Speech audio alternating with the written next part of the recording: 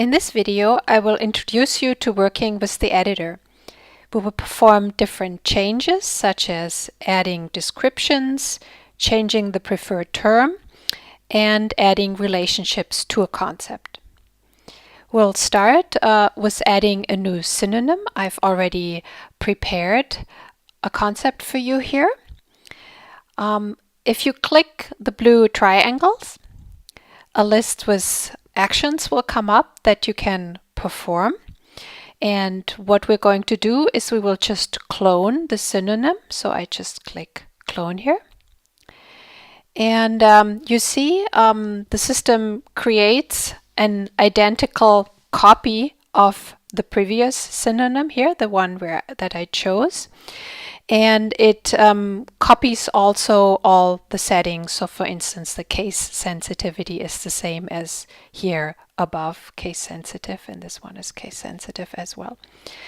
And you see now here a little asterisk indicates that we have made a change that hasn't been saved. You can also see an informational message displayed. Concept contains unpublished changes, and a little eye icon here next to the icon for organism appears that indicates also that there are unpublished changes.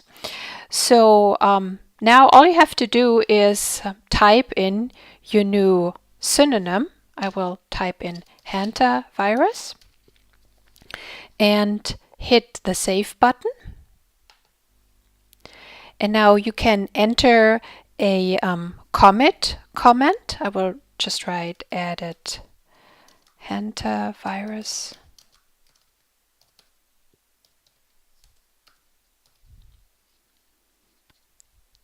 Click OK. So now it's saved.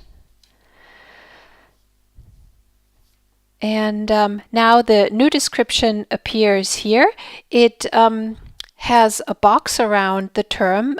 This is because it's an unpublished change. This means the change has been saved in the repository but not formally published, not been formally published yet. Once a concept has been published, only the text appears, so you won't see this box anymore. You can also see my change here in the commit information view. You can see the date when it was changed. You can see my user ID, and my commit comment that I typed in is displayed here, and the same in the history view. You can see here I'm the author, my comment, and the date when it was changed. And here down here, so you can see here that's a new synonym, hantavirus, that was added. Okay.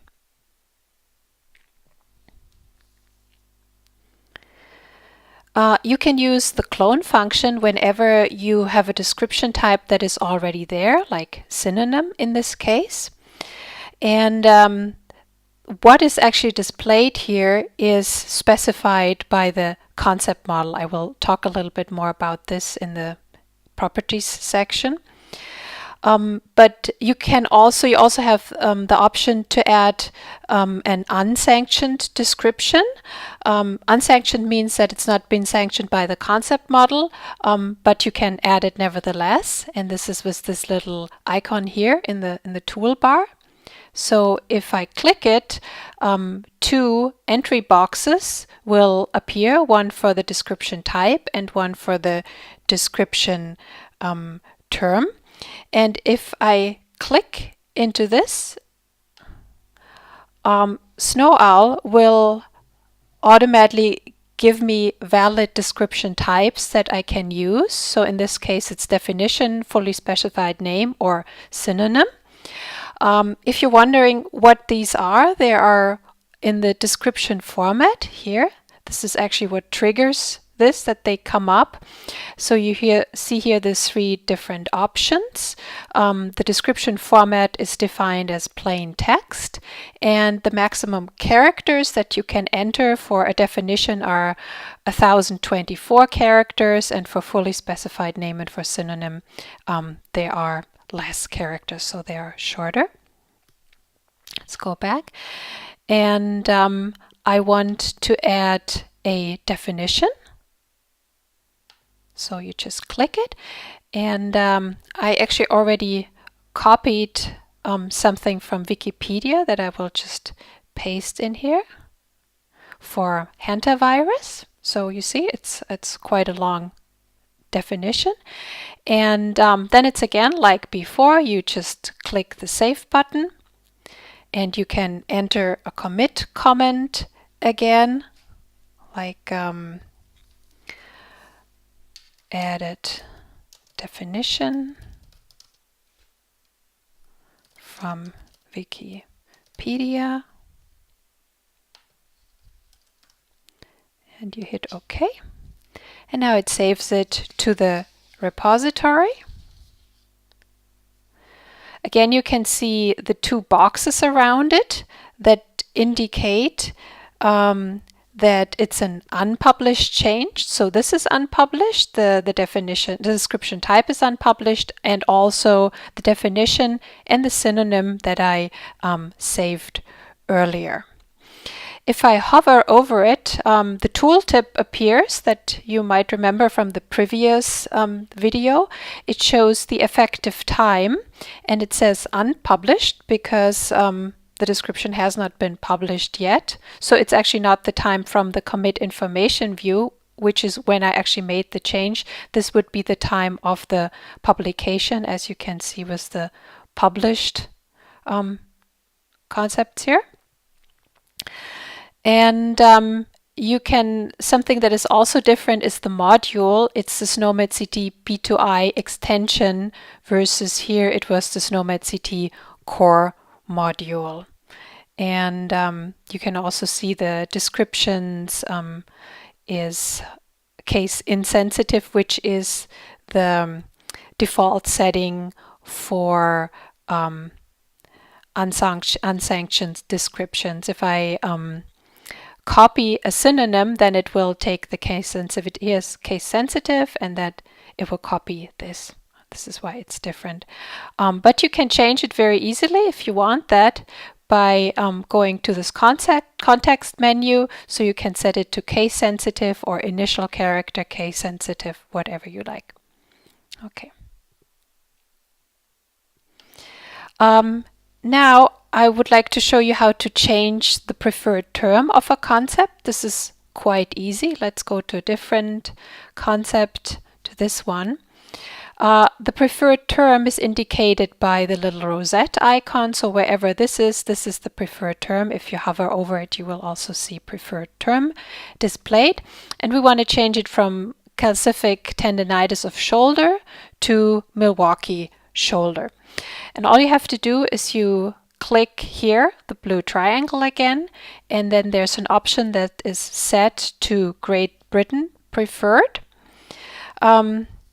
This means that you set the selected description as the preferred description for the currently active language dialect. This is indicated that it's Great Britain by the British flag. So if this was Australia, then it would have the Australian flag here, and so on. So if I click this, you see then the rosette icon change down here to Milwaukee shoulder, and it's not saved yet. There's again a little asterisk here. If I save it, I can enter a comment, which I'm not going to do now.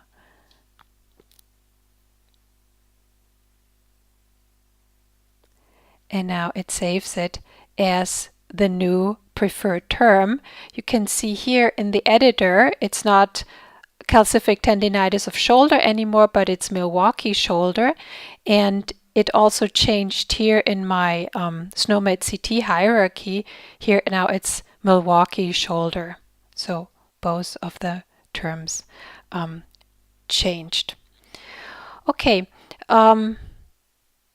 You might have already noticed that some of the actions here are disabled. For instance, for the fully specified name, I can not clone or retire. I can only clone and retire.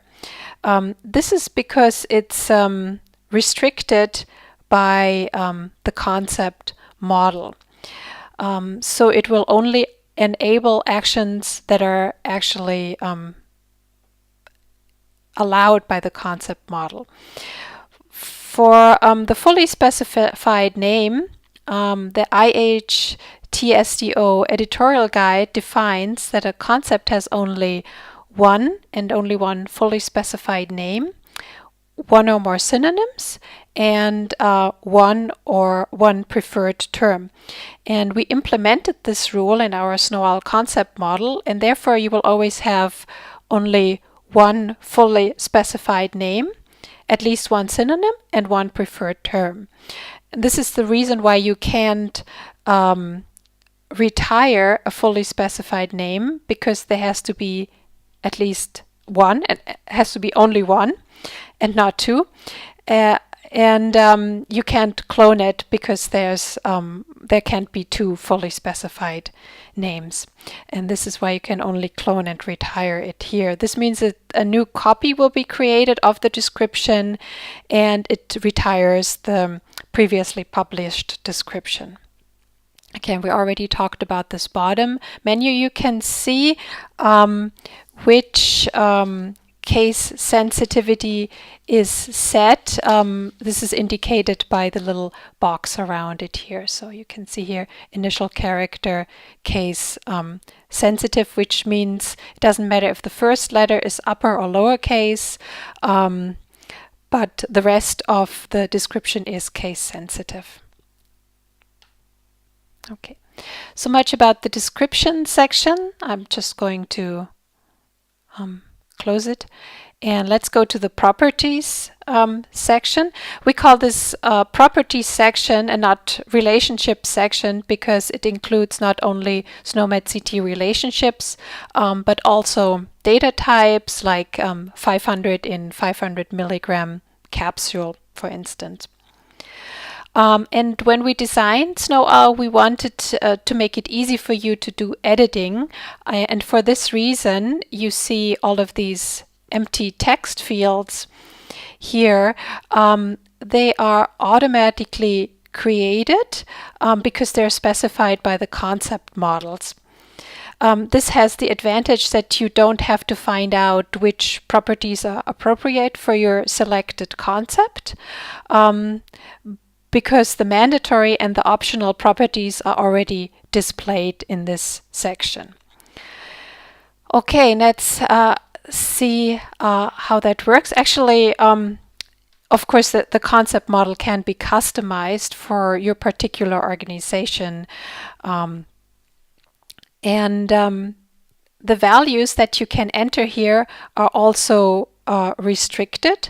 So the results that will come up are like in the quick search. It's a quick search feature that you already know from up here, but the results are restricted to valid values that actually make sense to enter. And I'll show you what this looks like.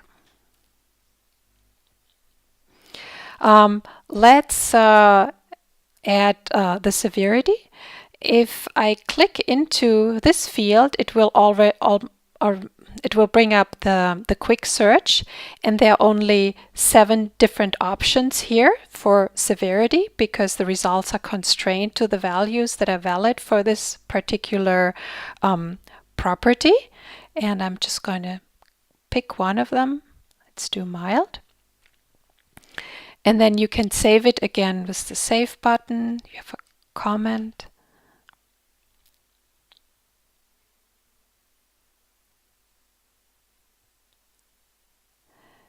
And you can see now it has the box around it. It's been committed to the repository. Let's do it with something else. For instance, finding method. If I click this field here, it will give me a lot more options, over 53,000. So there are a lot of procedures here. So now it makes sense to have to use the quick search. If I look for radio, graphy of the shoulder, and I just type in a few words, it will give me this option and I can click it. And now I can save it as well. So this is when the quick search comes in handy. Your previous choices and bookmarks are also displayed in this field. The actions available are the same as in the description section. You don't have the case sensitivity options because you have to use existing concepts, so you won't be able to type in new terms, but you can also clone and retire. Okay, let's go to the last section, which is the Sno-Med Ct Properties. There are just a few options here. There's the status. It can either be inactivated or deleted. You can only delete concepts that haven't been published yet. So if I try to delete this concept, I get this dialog: the requested component cannot be deleted. So it has been released and cannot be deleted. So I can't do this. What I can do is inactivate it. And here it presents me with the inactivation plan, which shows all the different components that will be inactivated. So the concept itself, the descriptions, the relationships, and so on. And you can also choose the reason for inactivation or the target component. But I'm not going to do this now. I'm just going to hit cancel. There's also, you can also change the definition status from primitive to defined, or the subclass definitions, but those are more advanced topics. And I just wanted to give you the basics of editing here in this video. Yeah, so much about this, and in the next video we will talk about reference sets.